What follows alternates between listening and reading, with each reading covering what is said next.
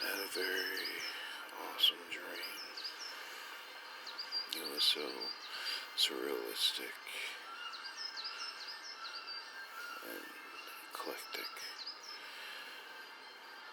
I could genuinely feel the air blowing on my head and my skin. It was summertime though. At a drive-in movie theater in Kentucky that I used to go to. I had friends gathered from various portions of my life and family. I had a trailer, really cool bus-like trailer.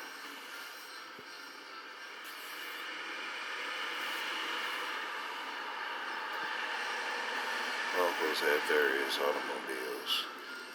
They were all gathered somewhat in the front of the drive-in.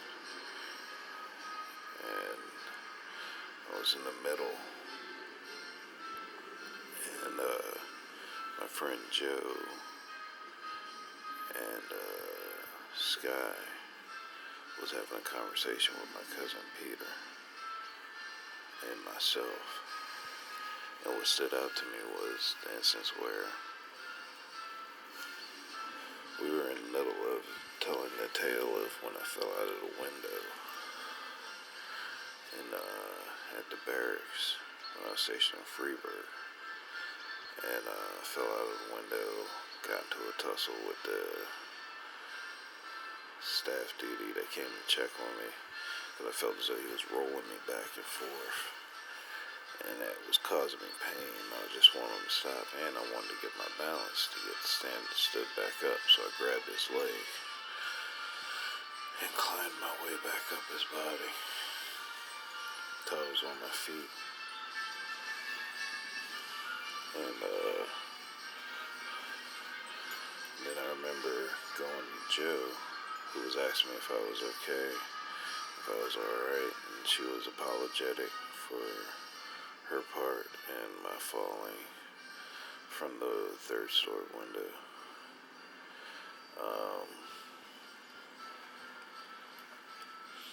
Went over, and I told her I needed a sanctuary, I need to get away from all of this. And she took me back to my room and laid me down, nursed me a little.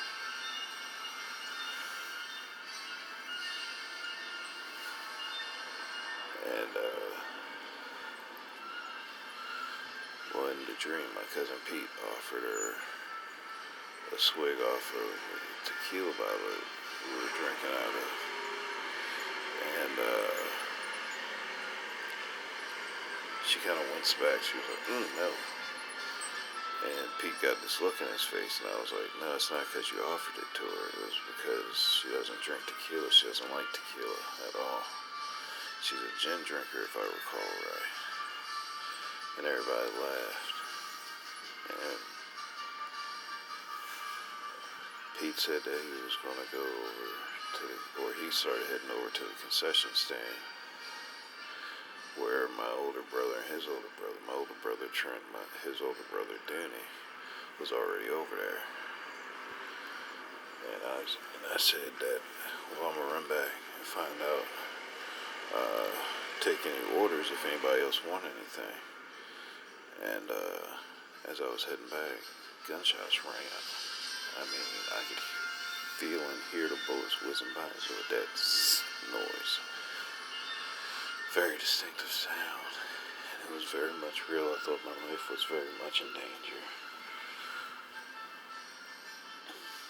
And then, like that, the rain of bullets stopped. And I ran over to my uncle's and so I could see everybody was okay because it seemed to come from that direction. And my mom said, no, they got Damon.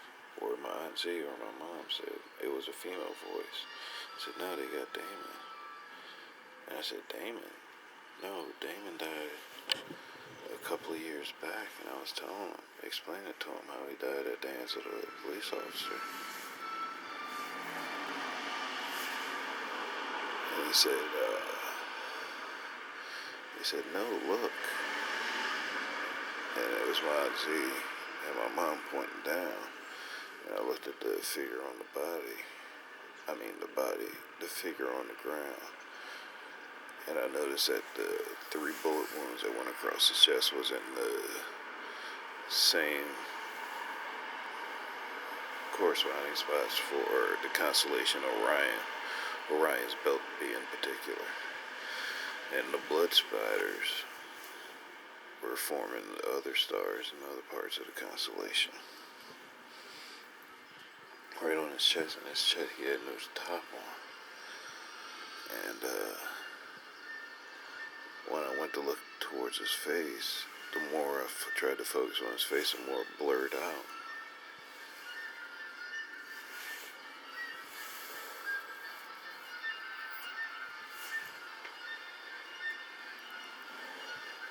And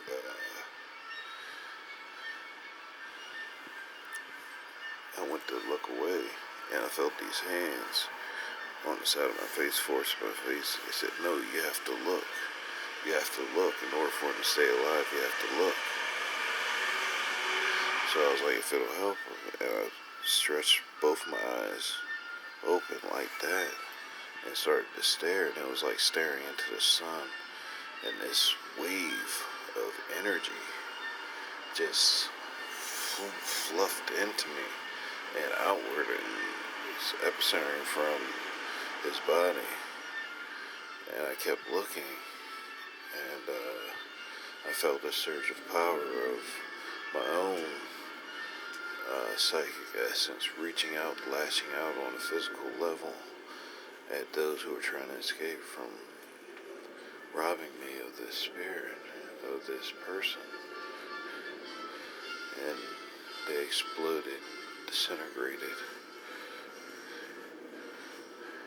Vehicles torn asunder. It was like claws reaching out from like a phoenix energy. And I felt as it would squeeze and crush the vehicles and whatnot. And as I stared into this light, this blinding light, I tried to stare, and I held my eyes open, staring into it. It was like staring into the face of 100 suns. And that's when I woke up. I woke up with my eyes open to this reality, to here. And it felt no different. I could still feel that surge for a moment. And usually when I have surrealistic dreams, I usually forget them. But this one, I remember. And I woke up, it was 2 something in the morning. 2:30,